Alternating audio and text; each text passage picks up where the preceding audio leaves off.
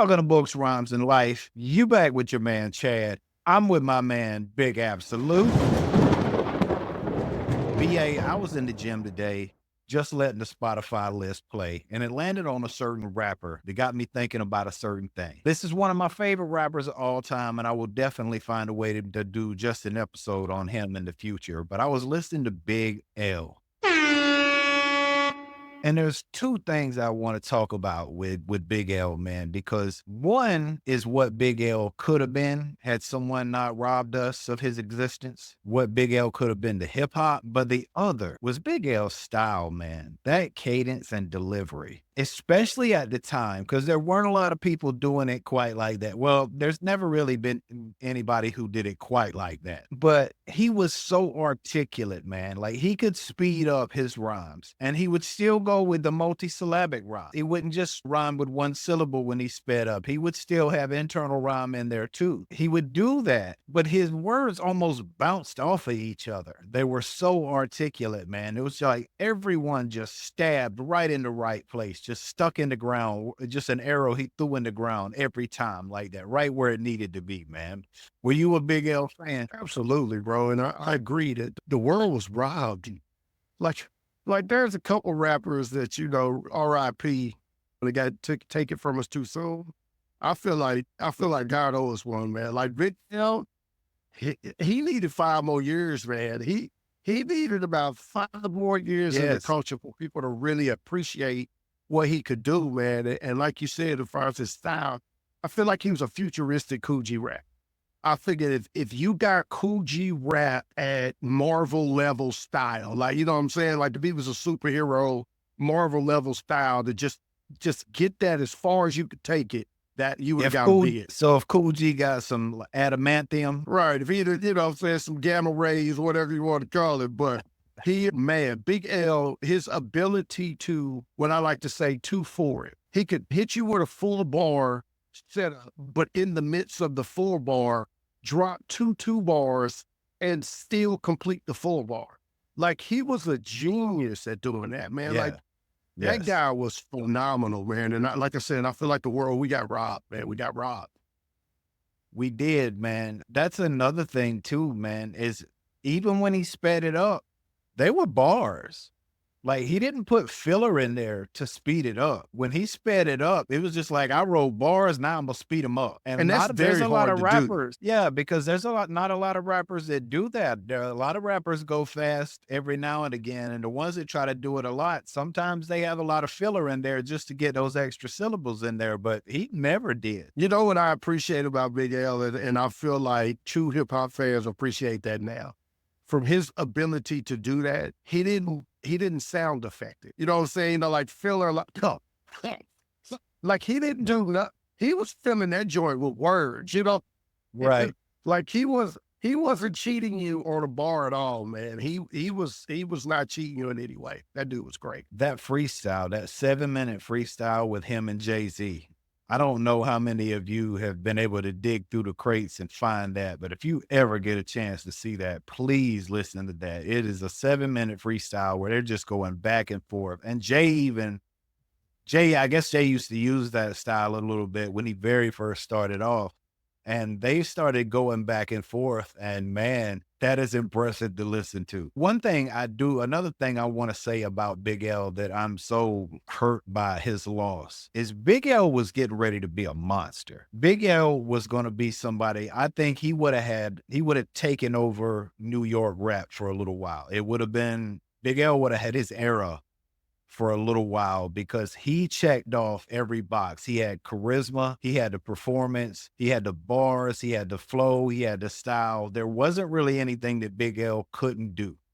And it is so, so unfortunate that somebody robbed us of that because that was going to be an era. Man, could you imagine Big L Nas track, a Big L Black Thought track? You know what I'm saying? Like, we got robbed, Joe. Could you imagine Big L and the Locks?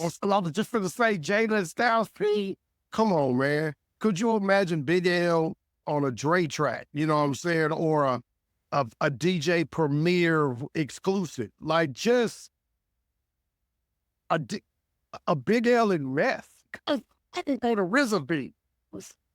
Come on, fam. You always were. Somebody robbed us of something special, man, because Big L was going to be one of those dudes. But I know you got a rapper or two you think might have a style like that that just drew you in. I mean, growing up in Oklahoma, we didn't really have an identity, right? We weren't really claimed by the South.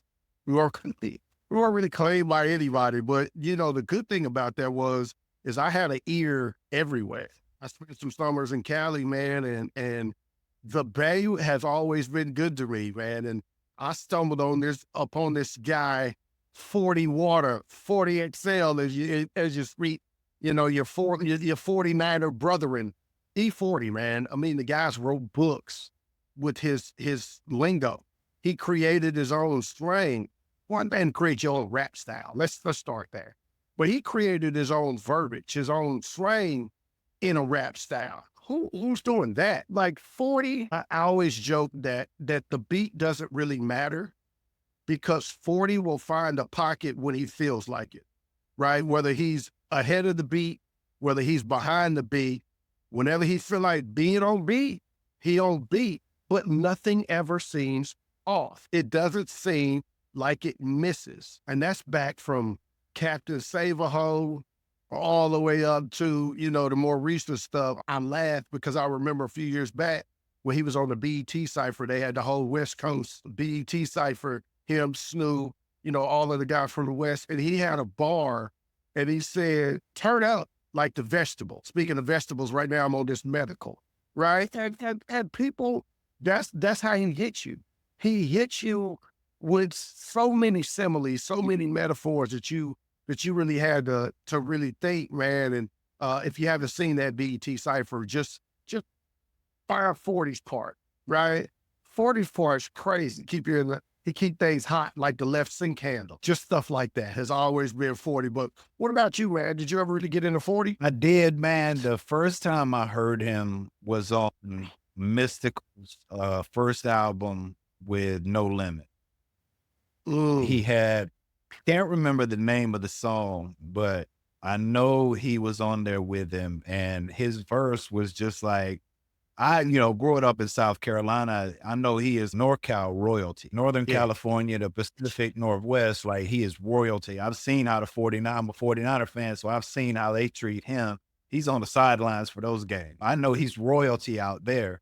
So when I first heard him, I was like, wait, okay, I've never heard anything like, and it's just like you said, it sounds to me like he's so comfortable on a beat. Like he's got his rhythm down so well that he just goes in and out whenever he wants to, and he makes it work because he's that comfortable with it. That first time I heard him, I definitely started listening to him after that. But that was the other thing I wanted to say was just like being stationed out west. I know you've had a little bit more exposure than I have to Cali, but once I got out there, I really understood how important he was. Like he is royalty, like from Northern California up. E40, Efeezy Fonzarese is royalty. Yeah, He is royalty. definitely Mount Rushmore of the West Coast for sure, man, and has been doing it for 25 years plus. 40 has been a staple, and to be a staple and not have to change who you are at all and still be adaptive and relatable, that's tough. But again, that's credit to when you're great, man, when you're one of the greats. You can get away with that. And that's part of being great. I just want to say this real quick. That is part of being great. Like I talked about how I saw LL kind of as Hank Aaron, you know, the 30 home runs a year for 20 years hitter. Like that is what makes somebody great. Basketball, like MJ, like anybody, Jerry Rice in football, those people who played and they did it for a long time. It is one thing if you come in, you got one or two hot albums and then you kind of fade away a little bit. Like you did your thing. I'm not disrespecting that. You did your thing. Like that's just the way it worked out for you. But to come in and to be able to do 5, 6, 7, 8, 9, and beyond that, those kinds of albums. And E40 probably has over 20 albums. Easily. Yeah. To be able to do that, people don't understand how hard that is. What that means is you consistently produce every time. Otherwise, those people that are funding you will stop funding you. Quickly. Right. If they start losing money on you, That means you made money for 20 years. You know, E40, LL, that puts you in rare air. You know what I'm saying? Yeah. And it's speaking of rare air, even though I don't know if he belongs in there with sales, but the other one that always sticks out to me, another one of my very favorite rappers. I have so much love for this man. Is Scarface. And Scarface like never raises his voice, but the way he moves his inflection up and down, it is he's got a preacher's voice to begin with. There are certain rappers that are gifted with great voices, and Scarface was definitely one of them. But one of the first times that I was exposed to him was seeing a man die. And Favorite you, song still to this day. if that was the first song that I ever heard from him, and it's almost like, no, I can't say that on YouTube. It is almost like it's experiencing something for the first time and it being one of the best you'll ever experience. Let me say it that way. Hey, gotcha. You know, it almost ruins you, but I heard that song and it's, you know, he greets his father with his hands.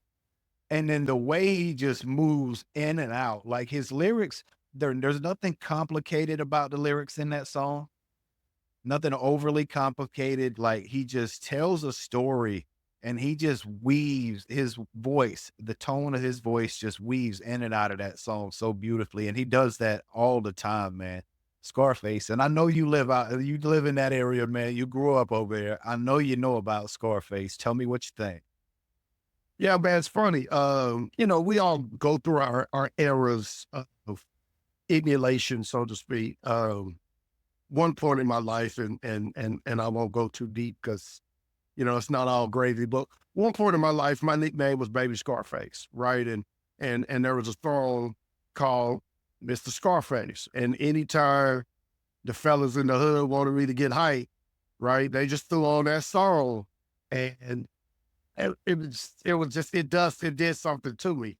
But then growing up, man, the Reverend Good Doctor Scarface, what I'm saying, Brad Jordan, like you said, he's one of the best storytellers to ever bless a mic. It doesn't matter what the song is about. Everything he says is visual. Like you can picture everything. My Block, Mary J, all of these songs. I never seen a man cry. Like all of these songs, you could just, if he had no videos, you could still picture what it should look like, right? That question when Luda and T.I. were having their beef about the King of the South. Well, he answered that question hilariously, man. He was like, he said it and nobody argued with him. So I guess he's a king. that is a GOAT answer. That is definitely a GOAT answer. I don't really even care, is what he sounded like he was saying. Right. So I know you got another one.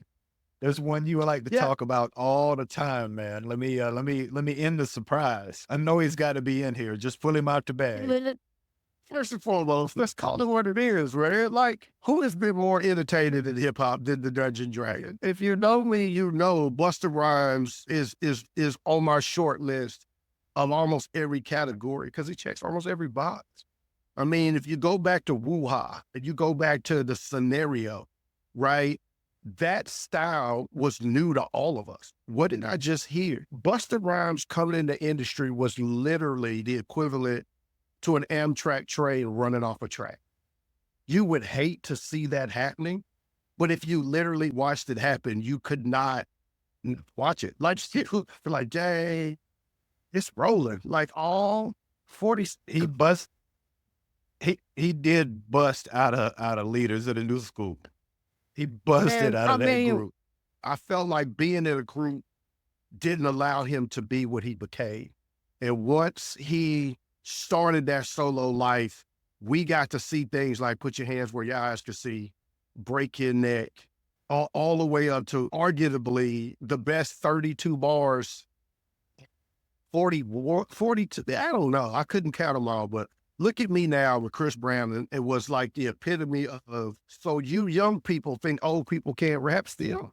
Because people forget, like Busta's our age, like he is seasoned. I won't date the man, but he's seasoned. Whether you see the salt and pepper on him or not, he's seasoned. You know what I'm saying? To be doing it how he does it, the way he does it, there aren't very many on this planet that could even hold his mic cord.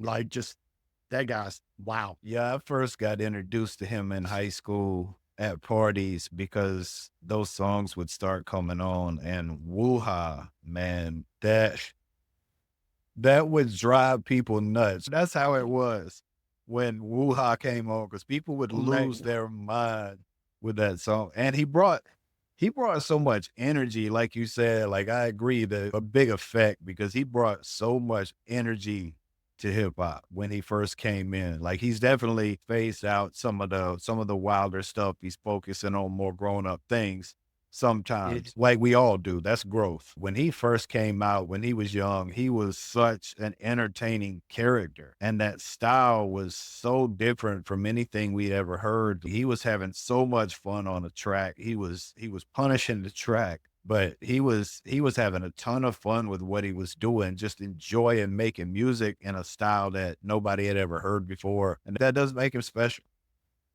it's like he had an audio jack out his arm. Like, when we use the phrase plugged in, a song comes on and he's plugged in, he's matrix jacked in, and you felt everything, not just mentally. Like, you didn't just hear it. Like with Busta, young Busta, you felt it. Like you said, when Wuha came on, you didn't know why you had them all in check, but you knew you wanted to have them all in check. Well, you know what I'm saying? Like, you couldn't help. You ball your fist up and you frown. You couldn't help it. And you was enjoying every second of doing it. That's what was so crazy about it. All right, BA. So I know I brought him up earlier. We were talking about him, but talking about another rapper, but Mystikal is another rapper that I really like as far as having a cadence. I mean, when he hit the scene, man, I was in the military, and whoa, when Mystikal hit the scene, I couldn't get enough of him.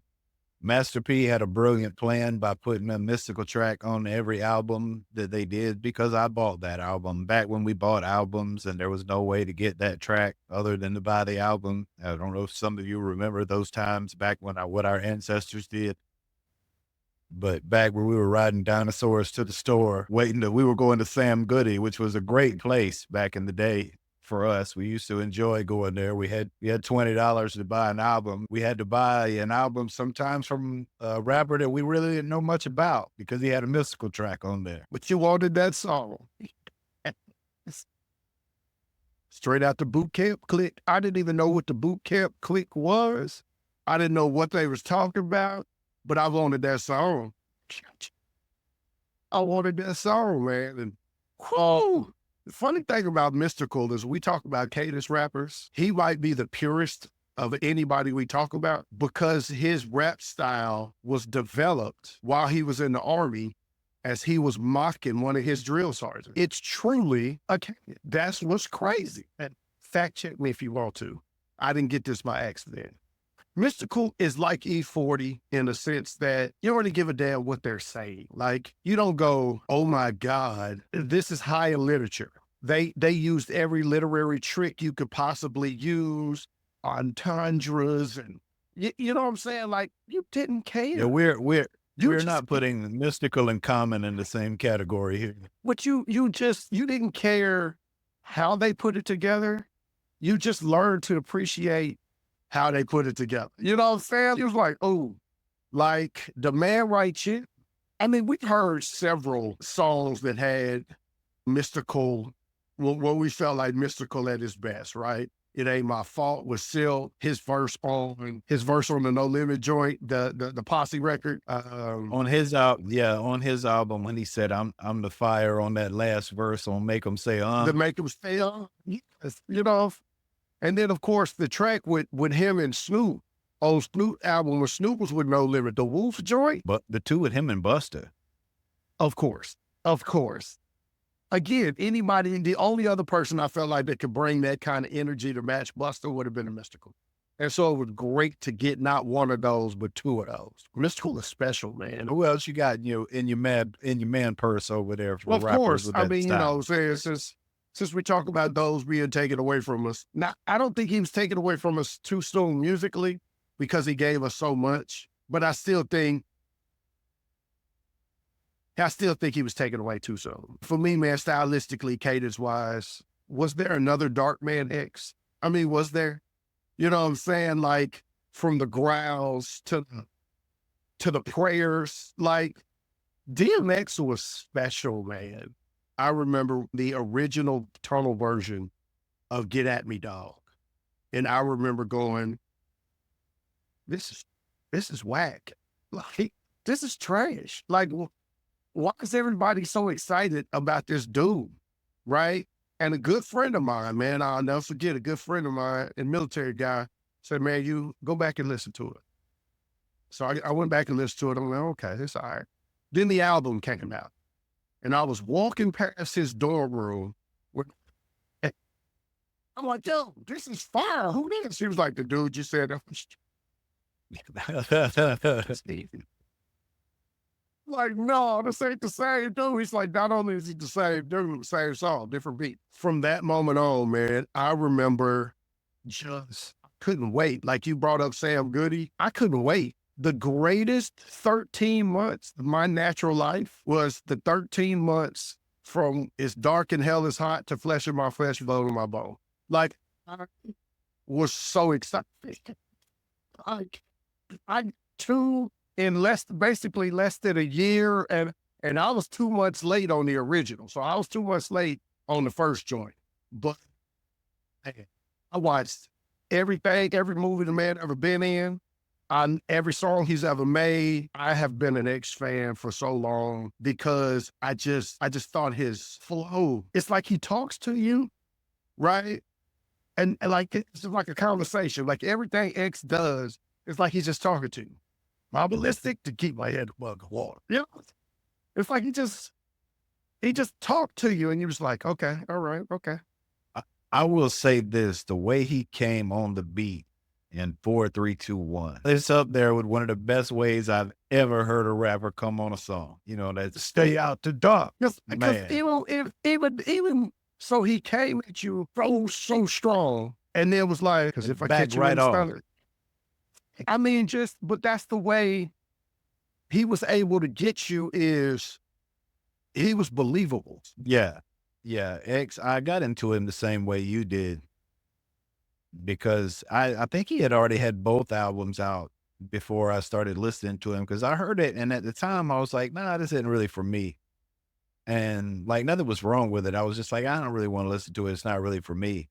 And then somebody said to me, they always say it to you, but this time it was actually true. Like, have you really listened to it though? And I hate it most of the time, almost 99.9% of the time when people say that to me. But this time it happened to be true. And I was like, no, I guess I really haven't. And when I did, I was like, yeah, this guy is on something. A lot of people would call him like the East Coast pop early on, and I thought that wasn't fair to Yeah. him or pop. Yeah. But I understood where that was coming from. I could understand what they were trying to say, that he was this hard luck kid that grew up in one of the like poorest places that I can imagine growing up.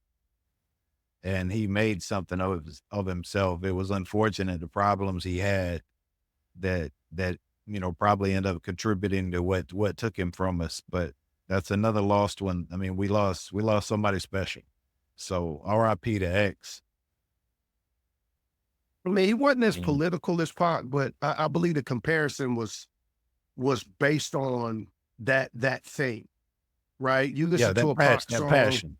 yeah, you listen to a Dear Mama, you listen to a So Many Tears, you listen to a Slippin' from X, like you know what I'm saying? You listen to those songs and you like, this same dude who may stop being greedy. Books, rhymes, and life.